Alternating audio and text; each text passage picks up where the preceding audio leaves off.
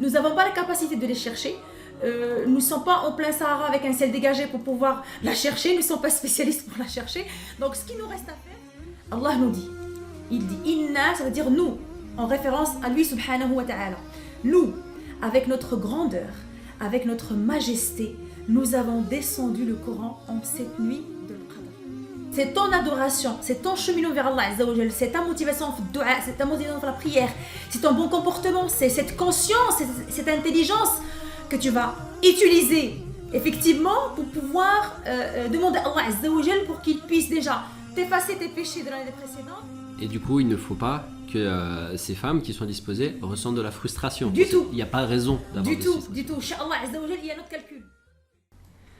Salam alaikum, bienvenue à celles et ceux qui nous rejoignent sur la chaîne Voix for Islam. Aujourd'hui, on accueille à nouveau Sana El Boukhali pour nous parler d'un sujet extrêmement important pour ces derniers jours du mois de Ramadan. Donc Sana El Boukhali, qui est fondatrice de la plateforme Les Élites du Coran, je le rappelle que le lien de la plateforme est disponible en description de cette vidéo. Et le sujet d'aujourd'hui, c'est Ramadan, pourquoi veiller les nuits impaires durant les 10 derniers jours. Sana, salam alaikum.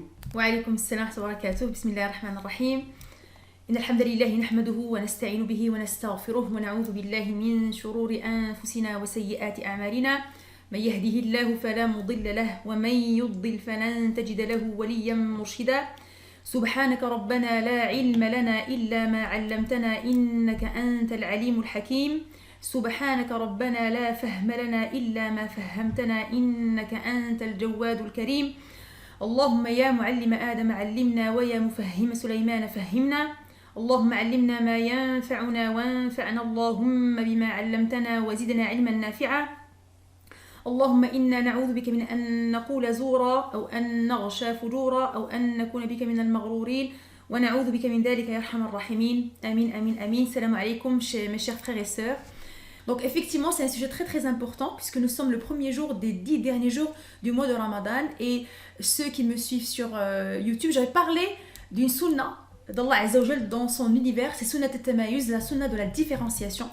Et donc nous avons le mois de Ramadan, le meilleur mois de l'année, et durant le mois de Ramadan, nous avons les 10 derniers jours, et durant les 10 derniers jours, nous avons Laylatul Qadr.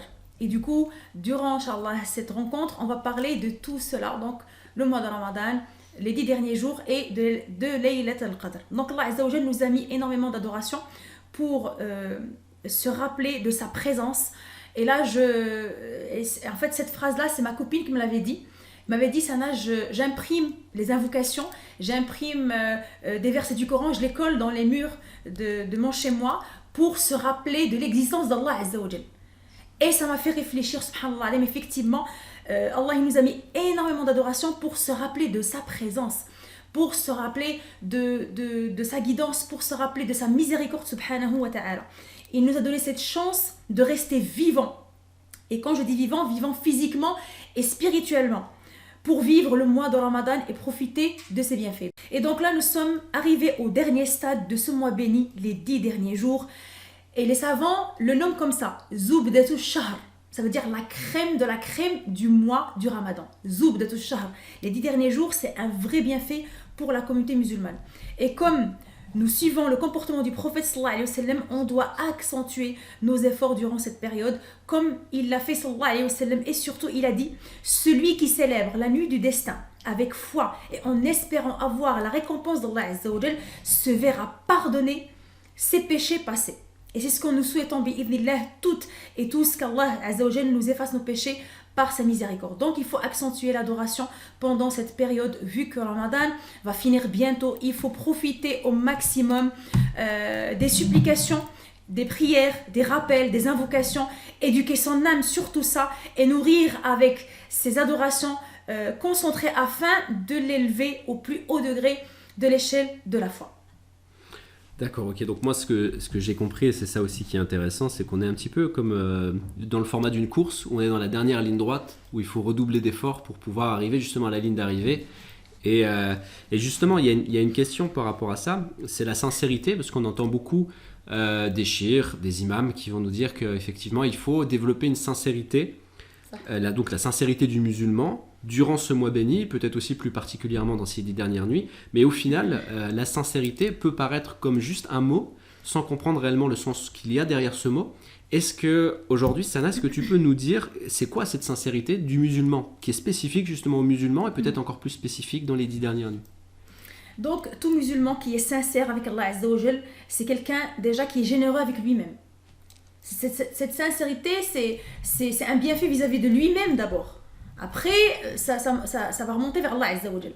Donc, c'est quelqu'un qui doit être sincère avec lui-même. Pour que cette sincérité, elle monte vers Allah Azza wa Jal, qu'il puisse goûter ces bienfaits d'Allah Azza wa Jal. Donc, cette personne sincère a certainement compris la valeur de Ramadan. Tellement cette personne, elle a profité, tellement elle a goûté cette halawa, ce goût sucré de l'adoration durant le mois de Ramadan, a ressenti ce secret exclusif et extraordinaire du mois de Ramadan. Et ceci est un signe qu'Allah Azza wa Jal l'a guidé vers la bonne pratique durant le mois de Ramadan et encore plus la nuit où le Coran fut révélé, à savoir la nuit de la valeur, parce qu'elle est nommée aussi comme ça, donc la nuit de la valeur ou la nuit du destin. Donc, Laylatul Qadr, donc Allah Azza wa Jal lui a donné encore plus de valeur au point qu'il l'a considéré meilleur que 1000 mois, khayrun min alfi shahr, et c'est le secret de la révélation du Coran, tout simplement. C'est-à-dire que ce Coran que nous avons entre nos mains, qui a donné sa bénédiction à ces moments-là, aux 10 derniers jours, et bien sûr le mois de Ramadan premièrement, aux 10 derniers jours, et spécifiquement la nuit du destin, Laylatul Qadr. Et le musulman qui adore Allah Azza wa Jal pendant le mois de Ramadan, et dont l'adoration et la proximité d'Allah Azza wa Jal coïncident avec la nuit du destin, c'est comme si il a adoré Allah Azza wa Jal pendant 83 ans. Parce qu'Allah il a dit khayrun min alfi shahr, mieux que 1000 mois. Et si on fait le calcul, donc c'est comme si ce musulman adorait Allah Azza wa Jal pendant 83 ans. C'est un don divin réservé à la communauté musulmane. Mais plutôt, je vais dire, aux plus intelligents. Parce que c'est seulement l'intelligent qui saura profiter du mois de Ramadan, spécifiquement les 10 derniers jours, et surtout chercher la nuit du destin, le 21, le 23, le 25, le 27 ou le 29. Donc veillez toutes les nuits impaires du mois, des 10 derniers jours du mois de Ramadan. D'accord, donc là, moi, ce que je comprends, c'est qu'au niveau de le sens du mot sincérité, on est avant tout dans une sincérité avec soi-même, pour peut-être se remettre en question, savoir pourquoi on fait les choses, et qu'est-ce qu'on fait finalement, quand on fait quelque chose, pourquoi on le fait, et bien sûr la sincérité vis-à-vis d'Allah, et que tout ça est englobé autour de l'intellectualisation, donc l'intelligence qu'on va donner à une action qu'on va mener.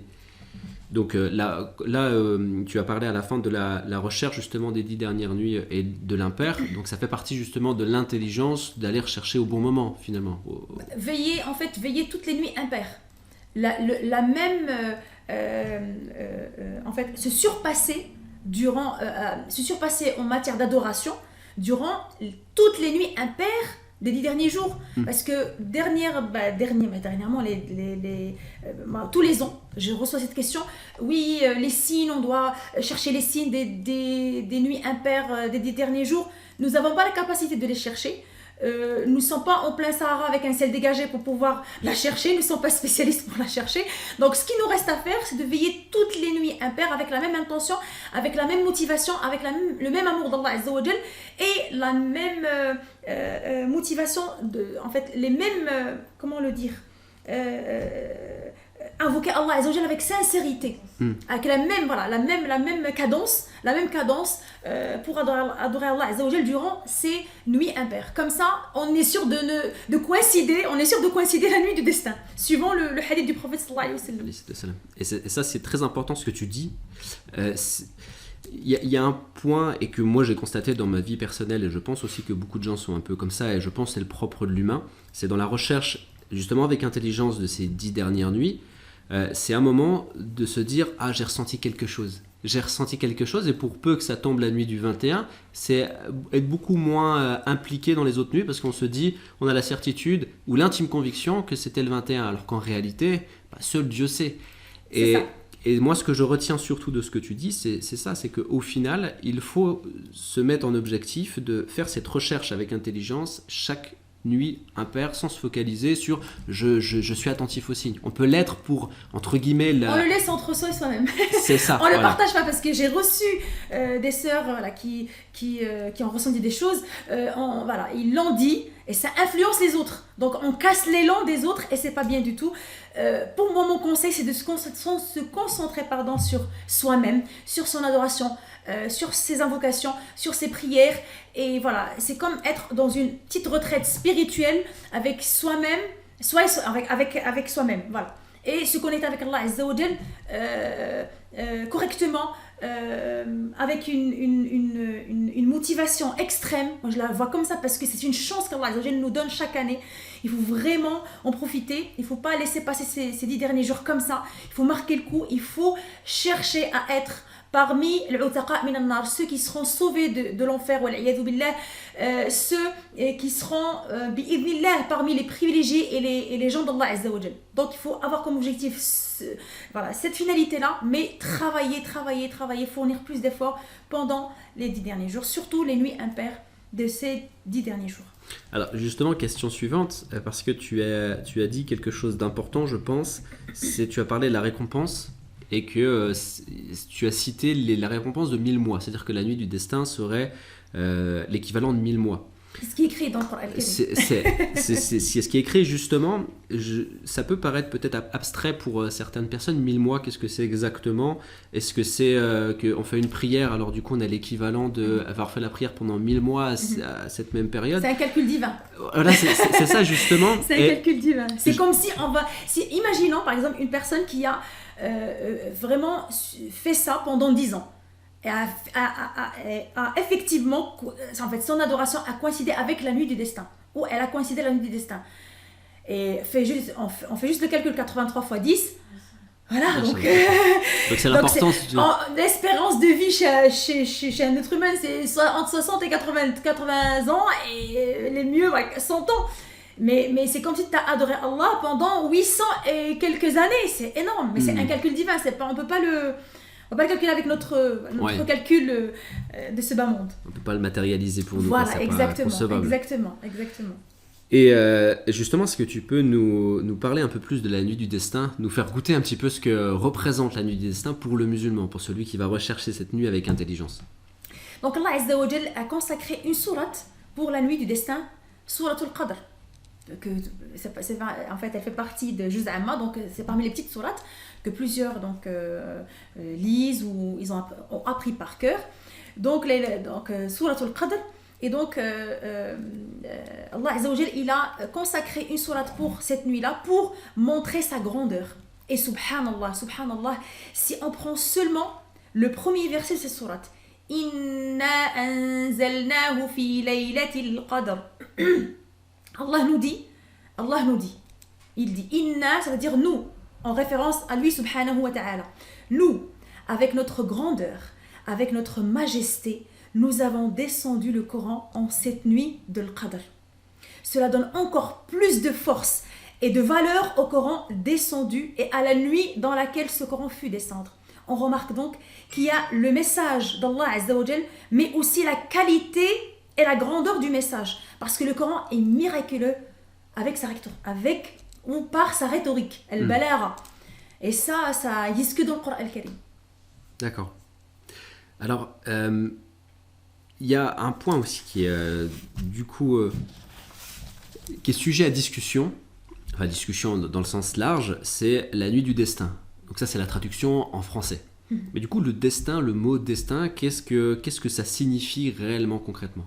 Donc, les savants, ils ont parlé de 3 significations. Donc, les 3 se valent. Donc, leur explication est juste, mais on va prendre la plus détaillée.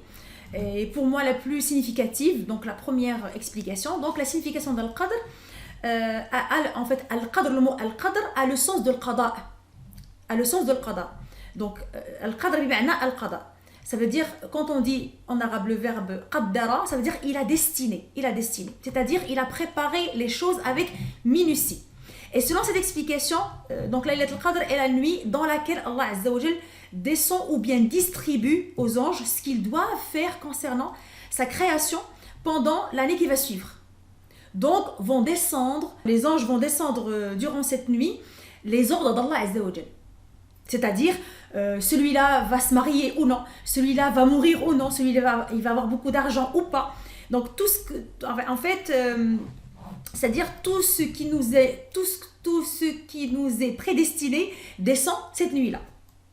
En fait, Allah il l'a dit dans le Coran Al-Karim, dans Sourate Al-Dukhan, pour ceux qui font une lecture complète dans le Coran Al-Karim, un projet de lecture dans le Coran Al-Karim, ils sont arrivés à lire cette sourate-là, Sourate Al-Dukhan. Il a dit بعد أعوذ بالله من الشيطان الرجيم بسم الله الرحمن الرحيم حاميم والكتاب المبين إنا أنزلناه في ليلة مباركة إنا كنا منذرين فيها يفرق كل أمر حكيم.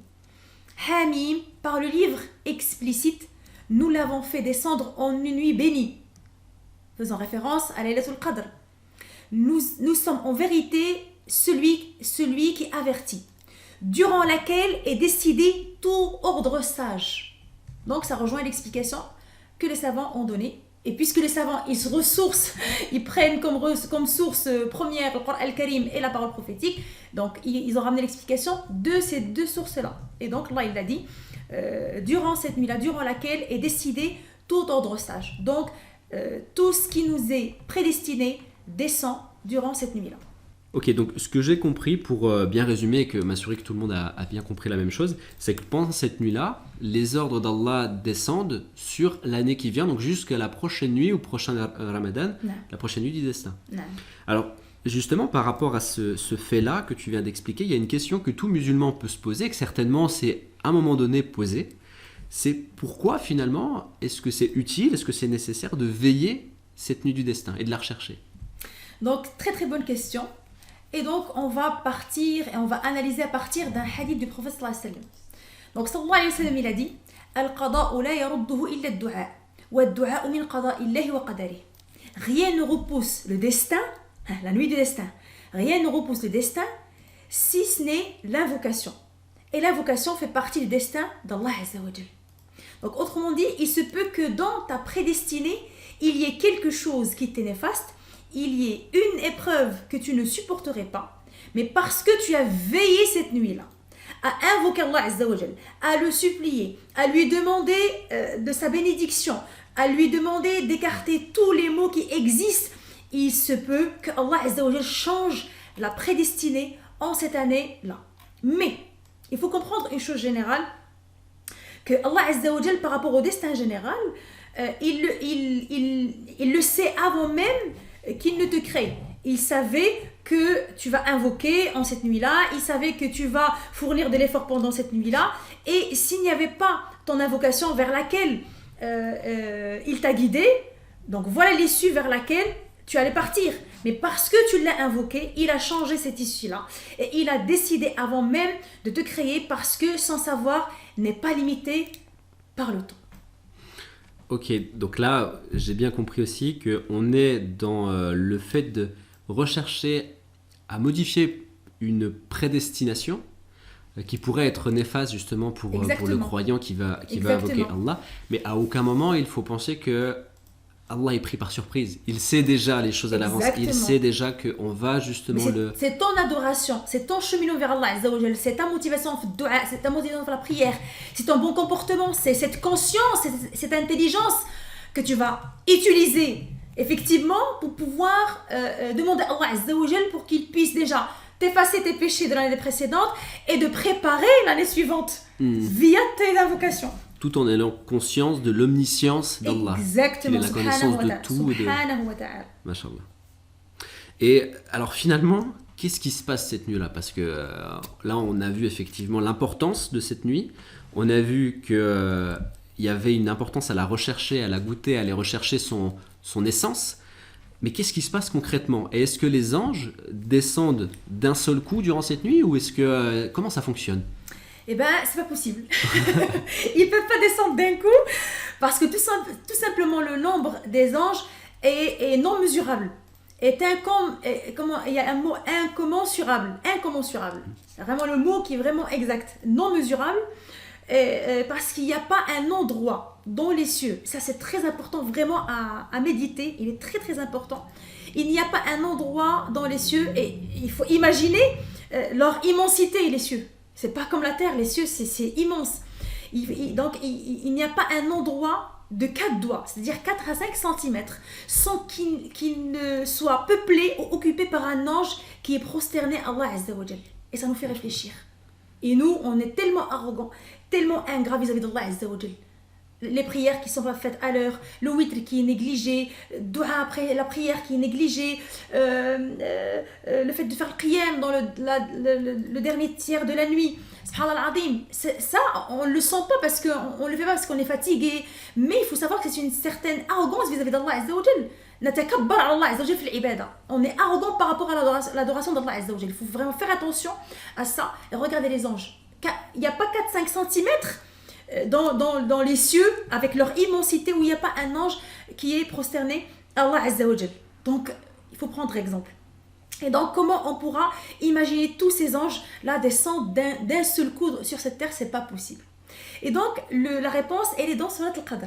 Quand Allah Azza wa Jal il a dit tanazzalul malaika. Tanazzalul malaika. Et le mot tanazzal dans la langue arabe, d'où l'importance d'étudier la langue arabe et de nager dans la rhétorique de cette belle langue. Quand il a dit tanazzalu, ça veut dire que les anges vont descendre groupe par groupe. Il n'a pas dit tanzilu, mais dans d'autres endroits du Coran, il a dit tanzilu. Ça veut dire les anges, ils descendent d'un coup, tous ensemble. Mais il a dit tanzilu dans d'autres endroits, en ne parlant pas des anges, en parlant d'autres choses. Mais là, si on fait la comparaison entre tanzilu et tanazzalu, tanzilu, ça veut dire ils descendent d'un coup. Mais il a dit tanazzalul malaika. Ça veut dire ils descendent groupe par groupe, ça veut dire le premier groupe il monte, le deuxième il descend et ainsi de suite. Parce que la terre elle va pas les peut pas les accueillir. Impossible. Tellement ils sont, leur nombre il est non mesurable, la terre elle pourra pas les prendre. Donc la réponse elle est dans ce verbe là, tanazzalul malaika. Machallah. Avant de passer justement à la fin de cette interview où tu vas nous donner des conseils pour pouvoir justement apprécier au maximum cette nuit et la rechercher, je vais faire un court résumé de ce qui a été dit. De ce que moi j'ai retenu surtout, c'est qu'il fallait associer absolument dans la recherche de la nuit du destin l'intelligence pour pouvoir justement être sincère avec soi-même. Et cette recherche, elle doit s'effectuer dans un sens large, c'est-à-dire les 10 dernières nuits du mois de Ramadan et plus précisément les nuits impaires. Je dis ça parce que je sais qu'il y a des gens qui vont rechercher qu'une seule nuit par exemple, ou une ou deux, ou alors qui vont à un moment donné, comme on l'a dit tout à l'heure, se priver des bienfaits de cette recherche parce qu'ils vont s'arrêter à un ressenti. J'ai ressenti moi un apaisement dans cette nuit-là, donc c'était la nuit de destin et du coup j'arrête de rechercher. Donc le sens du mot intelligence dans la recherche, il est large dans le sens où on va ne pas se fier forcément à son soi-même, mais se fier plutôt à sa sincérité comme on l'a dit tout à l'heure et à son intelligence, à lier les deux. Et non, on a oublié un mot très important. L'excellence. L'intelligence et l'excellence. Et un troisième que j'aime beaucoup, être vivant physiquement et spirituellement. Être vivant avec le Coran, être vivant avec ce chemin vers Allah Azza wa Jal. Et comme j'ai dit tout le temps, c'est un état d'esprit qui se construit. On ne peut pas vivre ça du jour au lendemain. On doit le construire. Et donc si on n'était pas dans le cas, on n'était pas dans cette situation avant, profitons de ces 10 derniers jours pour l'être. Pour être des vivants spirituellement, des vivants physiquement, pour avoir la force pour faire ces adorations-là, et vivants spirituellement en multipliant les invocations, en multipliant les prières, en multipliant les bonnes actions. Et en se rappelant peut-être... Et faire tout ça avec une excellence. Oui, avec une excellence et se rappeler pourquoi on le fait du coup. Exactement. C'est ça que je retiens surtout dans cette interview qui est important. C'est à un moment donné presque se regarder à la troisième personne en disant pourquoi je fais ça, pourquoi je prononce ces mots, pourquoi je fais ces actions. Exactement.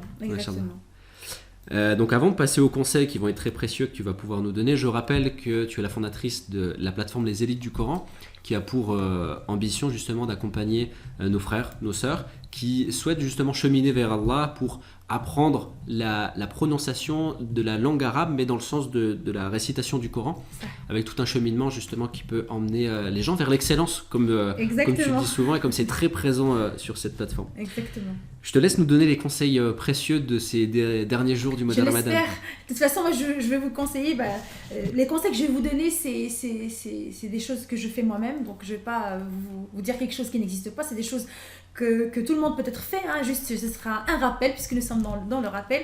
Donc comme on le sait tous, donc Allah Azza wa Jalla, il nous demande un certain minimum obligatoire dans l'adoration. Parce qu'on ne peut pas quand même négliger les gens qui sont malades, qui sont dans une incapacité d'accomplir toutes les adorations bien comme il le faut, soit ils sont malades, soit ils sont fatigués. Voilà, on ne peut pas rentrer dans les détails, mais quand même il y a un minimum obligatoire à accomplir, un minimum. Si je ne pourrais pas faire 20 rak'at sur adoratoire, je fais 2, minimum 4. Si je ne peux pas faire toutes les du'as ou toutes les invocations, je fais 1 ou 2. Mais je préfère faire un minimum, mais avec excellence, avec présence, que je serai présent devant Allah Azza wa Jalla. Et cette présence, elle est très très importante. Et ça me rappelle, j'ai corrigé la lecture à une sœur, et tellement, en fait, je voulais vraiment décrire son état au moment de lire cette sourate, et j'ai pas trouvé, il y avait beaucoup de fautes, mais en fait, ces fautes-là, c'était pas des fautes visibles, elles étaient, si on peut dire ça comme ça, invisibles, mais ça manquait quelque chose. Et quand je dis, il n'y avait pas une présence. Et subhanallah al-azim, il me dit exactement. Je lisais, mais j'avais la tête ailleurs. Je n'étais pas connectée avec Allah, je lisais avec ma bouche, mais pas avec mon cœur. Et subhanallah, ces expériences avec les gens, subhanallah, toujours me connectent avec notre relation avec Allah Azza wa Jal. Et donc, Allah Azza wa Jal, il nous demande un minimum obligatoire qu'on doit accomplir pendant ces 10 derniers jours qui restent de ce mois béni, et d'essayer de maintenir cette bonne cadence d'adoration, de proximité d'Allah Azza wa Jal, même après Ramadan, et ne pas considérer que la bénédiction disparaîtra avec la fin de ce mois béni. Donc, Ramadan, c'est une école, comme j'ai dit, il faut apprendre de cette école, et il faut pratiquer même après Ramadan pour se préparer au Ramadan prochain, si nous serons toujours là. Mais il faut avoir cette niya-là de cheminer vers Allah Azza wa Jal, de pratiquer tout ce qu'on avait effectué durant le mois de Ramadan, et rester avec la même motivation, avec la même cadence durant tous les jours, que j'aurai un minimum obligatoire vis-à-vis d'Allah Azza wa Jal. C'est comme si j'étais durant le mois de Ramadan. Donc certes, Allah Azza wa Jal ouvre des portes pendant ce mois-là, et le musulman lucide vient à sa porte, subhanahu wa ta'ala, le musulman intelligent, le musulman qui est éveillé, qui a une bonne conscience, qui est conscient et qui a bien mesuré la valeur de Ramadan. Mais celui qui était absent et éloigné, c'est celui qui n'a pas compris le sens de son existence et la valeur de son islamité et de sa religiosité. Et donc, il a quand même cette chance des 10 derniers jours pour pouvoir cheminer vers Allah Azza wa Jal et être l'intelligent lucide qui va cheminer correctement vers Allah Azza wa Jal et qui va profiter des nuits impaires des 10 derniers jours. Donc c'est pourquoi on a encore la chance de ces 10 derniers jours pour rentrer dans une émulation dans toutes les adorations, pour se rapprocher encore plus d'Allah Azza wa Jal, et nous demandons à Allah Azza wa Jal que ces jours-là nous seront bénéfiques et nous donneront plus de valeur auprès d'Allah Azza wa Jal, plus de foi, et nous éloignent des péchés et de l'enfer. Wal'iyadu billah, nas'aluhu al-'itq min an-nar subhanahu wa ta'ala. Et je vous conseille vivement une dua que tout le monde connaît, mais il faut la répéter énormément. Allahumma innaka afoun tuhibbul afwa fa'fu anna. Allahumma innaka afoun tuhibbul afwa fa'fu anna. Allahumma innaka afoun tuhibbul afwa fa'fu anna. Et vraiment viser cet éloignement de l'enfer, parce que on est tous à la shafa hufra. On ne sait pas ce qu'on avait fait pendant les 20 jours précédents. On ne sait pas si notre prière était acceptée. On ne sait pas si nos invocations étaient reçues et acceptées. Donc voilà, si on a raté quelque chose, si on avait des manquements durant les 20 jours derniers, misons sur les 10 derniers jours et veillons toutes les nuits impaires de ces 10 derniers jours. Hafidhakumullah wa jazakum khayra. Donc pour résumer ces conseils, en quelques mots, la première partie du conseil, c'est privilégier la qualité avant la quantité. Deuxième partie, c'est se rappeler que Ramadan est une école, et dans cette école, il y a une deuxième école, c'est les 10 dernières nuits. Ça. Donc c'est ceux qui peuvent avoir le sentiment d'avoir raté et manqué le train un petit peu pendant ces 20 premiers jours, se dire que ces 10 dernières nuits peuvent servir justement à compenser. Certainement. Compenser, c'est peut-être pas le bon mot, mais au moins sûrement. rattraper. Ils vont servir. Et dernier conseil, c'est la doua que tu as donnée, que je serai incapable de redonner. Du coup, j'invite les frères et sœurs à faire machine arrière dans la vidéo pour la regarder à nouveau. En arabe, il faut le dire en arabe. Et se rappeler justement que nos actes, toutes nos actions ne sont pas nécessairement acceptées et qu'il ne faut pas se surélever dans l'estime qu'on a de nous-mêmes et sans non plus se rabaisser, mais se rappeler que c'est possible que ce qu'on fait ou ce qu'on a fait n'a pas été accepté, donc toujours aller chercher vers l'excellence justement comme tu le dis si bien. Et une autre question qui pourra intéresser surtout nos sœurs qui nous regardent, pour toutes les sœurs qui sont indisposées pendant ces 10 dernières nuits, comment ça se passe? Eh ben, si ils sont indisposés pendant ces 10 derniers jours, eh ben, elles sont concernées aussi. Elles ne sont pas en congé. Tu ne pries pas, c'est pas grave. Mais c'est, en fait, comme j'ai dit, comme il a dit le professeur sallam, il n'y a que l'invocation qui peut repousser le destin. Donc c'est déjà le 80% de ce qu'on va faire pendant ces nuits-là, c'est dua. Donc vous avez énormément de choses, donc vous ne serez pas fatigué par la prière, mais vous serez tranquillement en train de demander à Allah tout ce que vous voulez, de multiplier les invocations. Elles sont concernées, elles peuvent faire le dhikr, dua, lire le Coran comme on avait expliqué. Donc on a parlé non, on n'avait pas parlé de ça la dernière fois. Il y a des sœurs qui posent la question, quand je suis indisposée, est-ce que je touche le Coran? Non, tu ne le touches pas. Tu as le Coran électronique, ou bien tu mets des gants, un ha'il pour le lire. D'accord. Et dans des cas, si tu enseignes, mais si tu le lis pour toi, tu as le Coran électronique.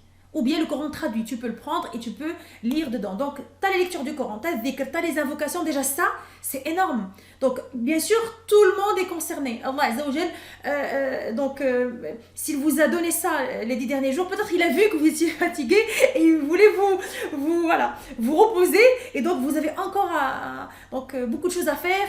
Et donc, profitez de ces nuits impaires et faites beaucoup de dua, faites beaucoup d'invocations. Et du coup, il ne faut pas que ces femmes qui sont disposées ressentent de la frustration. Du tout. Il n'y a pas raison d'avoir de frustration. Du tout. Inch'Allah Azza wa Jal, il y a notre calcul. On peut faire tout ce que tu peux imaginer.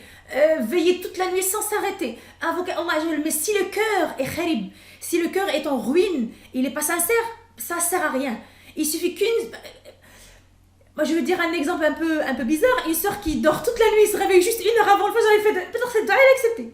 Parce qu'elle l'a fait sincèrement. Ou un frère qui se réveille durant ces nuits-là, juste 1 heure avant le fajr, et il fait une bonne dua avec sincérité, avec amour. Et c'est accepté. Allah Azza wa Jal, on ne peut pas savoir. Même devant lui, le jour du jugement, on ne saura pas ce qui va nous faire rentrer au paradis. Des fois, peut-être ce sera juste un sourire que tu as fait à ton frère musulman, à ta soeur musulmane. Juste un sourire qui te fera cette chance de gagner le paradis. Et tous tes actes que tu as effectués, toutes les bonnes actions, sera x0 parce que la nuit, elle était pas bonne. Et en fait, ça me rappelle une question qu'une sœur m'avait posée, que j'avais posée à mon cher. Est-ce que on pourra être plusieurs pour creuser un puits pour une personne? Et la réponse, elle était juste magnifique. Le cheikh, il a dit, oui, c'est possible, on peut être plusieurs. Par exemple, nous sommes frères et sœurs, on veut faire une aumône courante, une sadaqa jariya pour nos parents. On peut être tous les frères et sœurs, cotiser pour creuser un puits, une aumône courante pour nos parents. Mais il y a une grande différence. Peut-être celui qui va donner 80% de la valeur de cette aumône courante, il n'était pas sincère. Et celui qui a donné que 20%, il va gagner toute la récompense avec la niya. Donc la niya, elle peut changer l'acte, soit en une montagne d'or, soit à moins 1000 en péché ou en récompense. Mashallah. Donc la niya, c'est tout vrai, elle compte énormément dans tout acte qu'on accomplit vis-à-vis d'Allah Azza wa Jal. Donc les sœurs qui peuvent pas prier ou jeûner durant les 10 derniers jours, ne vous inquiétez pas, Inch'Allah, vous serez récompensés amplement à Allah Azza wa Jal. Il faut juste faire la niya nette pour Allah Azza wa Jal.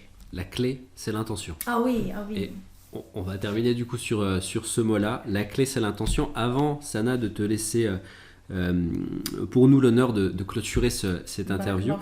Je vais donc rappeler simplement que ceux qui veulent te découvrir sur la plateforme Les Élites du Coran trouveront un lien en description de cette vidéo, ainsi un deuxième lien également, puisque tu as dernièrement mis en ligne un programme qui est totalement offert. Exactement. Et qui permet justement aux frères, aux sœurs, de perfectionner leur récitation d'Al-Fatiha, pour justement, parce que c'est une sourate qu'on répète dans chacune de nos prières et qui est un pilier de cette prière, donc l'importance justement de bien la réciter pour être dans cette dimension-là, dans cette recherche d'aller chercher la satisfaction d'Allah pour l'acceptation de nos œuvres.